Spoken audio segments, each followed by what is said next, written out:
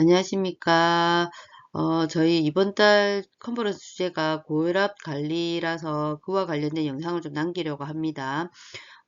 대부분 이제 내용들이 고혈압 약에 대한 내용이라고 보시면 되겠고, 실제 약 처방 같은 경우는 의사들이 내지만 간호사들이 약에 대한 어떤 원리나 아니면 그와 관련된 부작용들을 알고 있으면 환자 케어하는 데 많이 도움이 될 거라고 생각이 듭니다.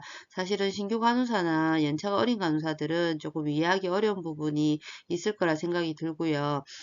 연차가 좀 많은 이제 시니어 간호사들은 충분히 또 저보다 더 많이 알고 있는 간호사들도 있을 거라 생각이 듭니다. 그래서 저희 그냥 컨퍼런스 한 내용을 올린 거니까 그렇게 뭐 아시고 참고해 주시면 될 것 같습니다.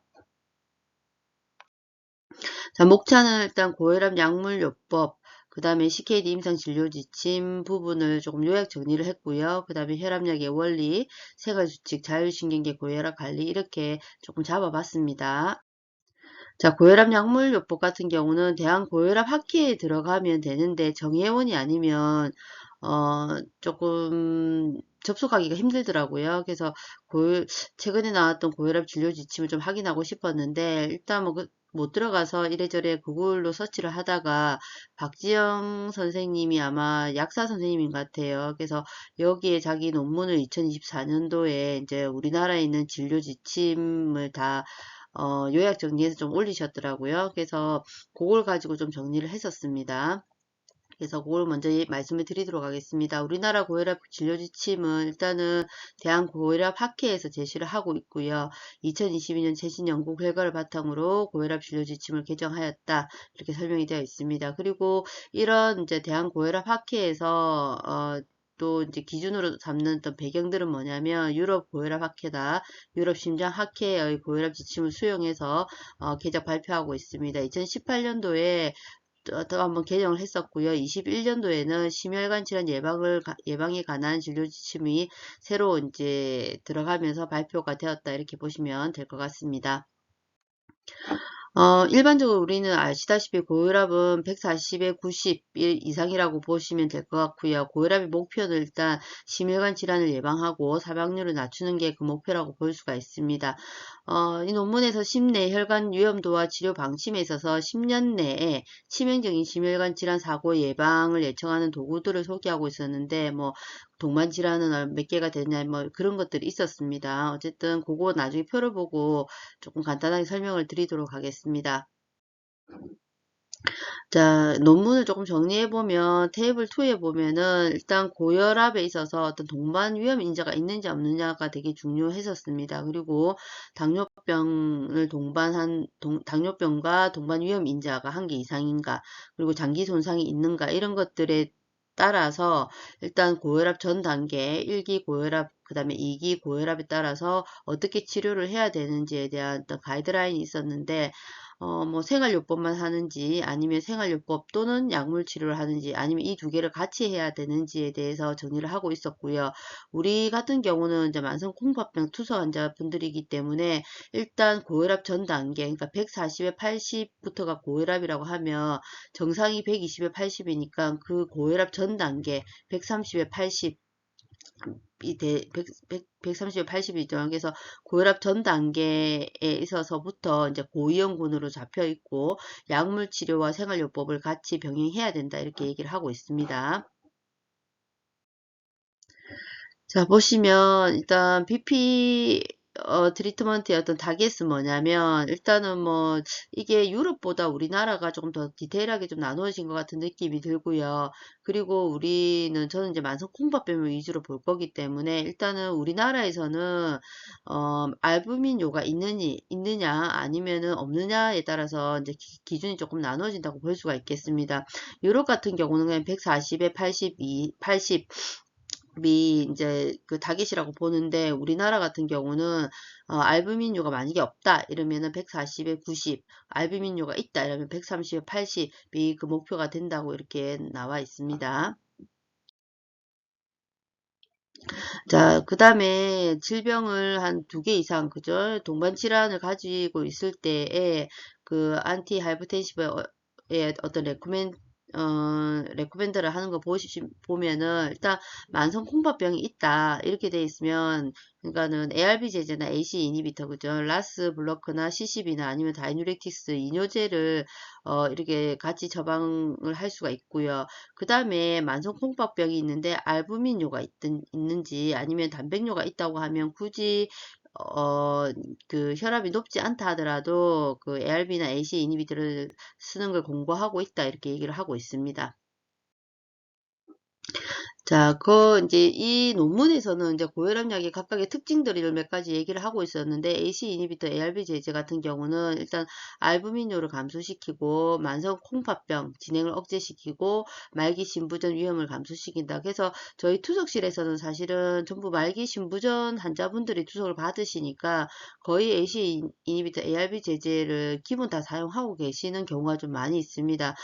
근데 이제 처음 만성신부전을 좀 그러니까 외래로 팔로우 하시는 분들 투석실에 오기 전에 이제 AC 이니비터 ARB를 뭐 처음 사용하시든지 아니면은 그렇게 콩팥병 진단을 받고, 콩팥병이다. 그죠? 콩팥병 진단을 받을 때는 뭐 이런 약제들을 사용하는 목적들이 여기에 있다 보시면 되겠고, 그 다음에 하트 페일류가 있는 경우, 그죠? 사망률을 감소시키고 심근경색 후에도 사용할 수 있다. 이렇게 보시면 되겠습니다.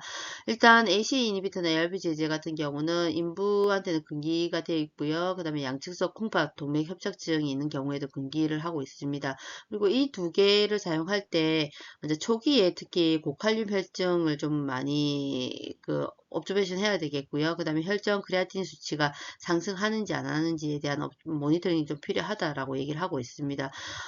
AC 이니비트나 ARB 제제 같은 경우는 이제 나중에 조금 기전 좀 설명하겠지만 뭐 안지오텐신 2의 어떤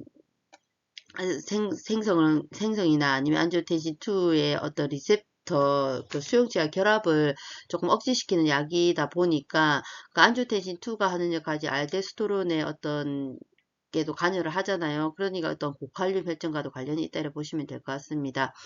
AC 이니비터 같은 경우는 보시면은 이제 사실은 AC 이니비터나 ARB 제제는 거의 형제뻘이라고 보시면 될 것 같은데, AC 이니비터의 대표적인 부작용이 마른 기침이 있습니다. ARB 제제 같은 경우도 마른 기침이 없다고는 할 수는 없지만 이런 AC 이니비터가 가지는 마른 기침의 부작용이 많이 감소했다 이렇게 생각하시면 될 것 같습니다. 베타 차전제는 우리 자율신경계 약물로서 어떤 심박수를 조절하는 기전을 가지고 있고요. 뭐 적응적으로는 협심증, 심근경색 후, 그 다음에 하트페일류 환자의 어떤 고혈압 치료에 유용하다 이렇게 되어 있습니다. 그런데 이제 베타 차단제가 뭐 선택적으로 베타 1이나 베타 2에 작용하는지에 따라서 조금 달라질 수는 있겠지만 베타2의 그러니까 비선택적인 베타 차단제를 사용하는 경우에는 호흡기 질환을 가지고 있는 경우에는 좀 조심해서 사용해야 된다 보시면 되겠고, 닥터들이 베타 차단제를 처방내는 경우에는 이게 심박수를 조절하면서 혈압을 떨어뜨리기 때문에 간호사들 같은 경우는 이제 하트레이트를 더 모니터링이 좀 필요하다. 실질적으로 하트레이트가 떨어지시는 분들도 많이 계시더라고요. 그래서 이런 부분을 우리가 조금 주의 깊게 봐야 된다고 생각이 듭니다. 그 다음에 칼슘 채널 차단제 같은 경우는 일단은 세동맥을 이완시키고 간상동맥을 확장시키는 작용을 하게 된다 이렇게 보시면 되겠고, 칼슘 통로를 차단하면서 이제 혈압을 떨어뜨리는 효과가 있다 이렇게 보시면 될 것 같습니다. 우리가 흔히 이제 칼슘 채널 차단제 같은 경우는 이제 난디핀 계열의 CCB나 아니면 디핀 계열의 CCB가 있다고 보시면 되는데, 뭐 쭉 읽어보시면 되겠지만, 여기에 보시면 난디핀 CCB, 그 다음에 디핀 계열의 CCB라고 있습니다. 보통 우리가 혈압약으로 사용하는 것은 뭐 암로디핀이나 뭐 니페딕스 뭐 이런 것들은 보통 혈압약으로 많이 사용이 되지 않습니까? 그죠? 그래서 그런 것들을 조금 보시면 되겠고, 뭐 이런 부작용들이 있죠. 두통이나 안면 홍조, 그죠? 발목 부종 있을 수 있고요.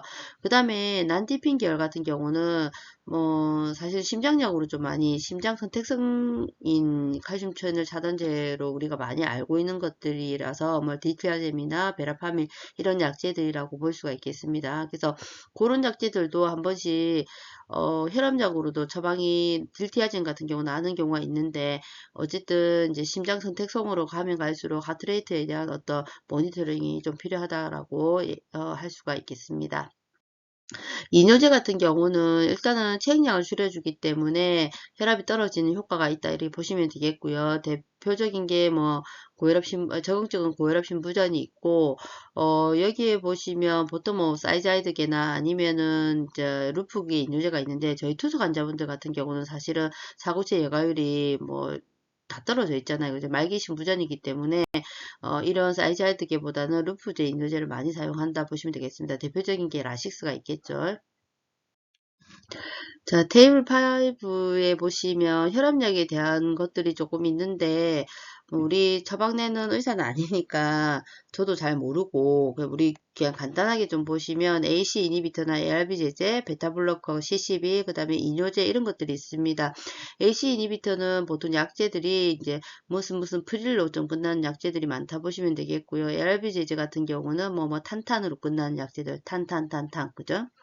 그 다음에 베타블로커 같은 경우는 또 제가 일했던 닥터들은 대부분 이제 딜라트렌드 처방을 많이 냈거든요. 이게 가베디롤약인데 알파 베타 차단제입니다. 그래서 베타뿐만 아니고 알파도 차단한 약제라고 보시면 되겠고, 만약 호흡기 질환이 있는 경우 같은 경우는 조금 세심한 의사들 같은 경우는 네비볼로, 네비트론 뭐 이런 약제들, 비스포로놀로, 올롤로 끝난 약제들이 대부분 베타블로커라고 보시면 될 것 같습니다. 그 다음에 CCB 같은 경우는 디핀 계열과 난디핀 계열이 있는데 디핀 계열에는 우리 잘 아는 암노디핀, 아모디핀, 노바스크 이런 약제들이고요.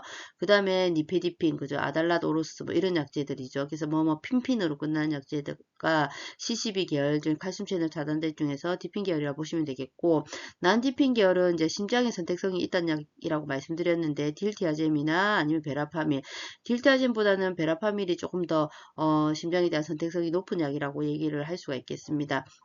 그 다음에 이뇨제 같은 경우는 사이자이드계나 루프 이뇨제, 그 다음에 알도스테론 기량제라고 나눌 수가 있겠고, 투석 환자분들 같은 경우는 사이자이드계 이뇨제를 처음 시작할 때 조금 처방이 나는 경우는 있는데, 저희는 대부분 이제 루프 이뇨제 많이 나죠. furusemid나 토르세미드, 토르세미나 라식스, 이런 게 처방이 많이 나죠. 그 실질적으로. 그 다음에 저희도 환자분들이 한 100명 조금 안 되는데, 알도스테론을 뭐 이게 대학병원에서 오실 때 처방을 받아오시는 경우도 있으시거든요. 근데 스피루락톤이기 때문에 이게 고칼륨 혈증을 유발할 수 있잖아요. 그래서 저는 일단은 환자분들 랩 나갈 때 항상 이 약 드시고 계시는 분들 같은 경우는 이제 뭐 포타시움 모니터링은 하고 있습니다. 그래서 그 정도로 이해를 하시면 될 것 같습니다.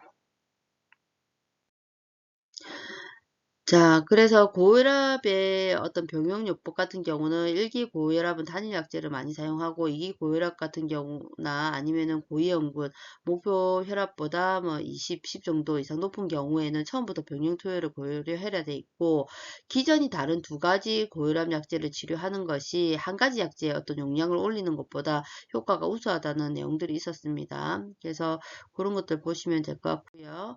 그 다음에 이제 단일요법 인 경우에는 저희 위험의 1기 고혈압이나 아니면 80세 이상 노인한테 많이 사용하고, 이 가지 병용요법을 할 때는 AC 이니비터나 ARB 제제에다가 CCB를 더하든지 아니면 이뇨제를 더하든지 그렇게 하는 것들을 이제 공부하고 있었고요. 세 가지 같은 경우는 여기에다가 CCB, 그 다음에 이뇨제 각각 하나씩 사용할 수 있다라고 얘기를 하고 있습니다.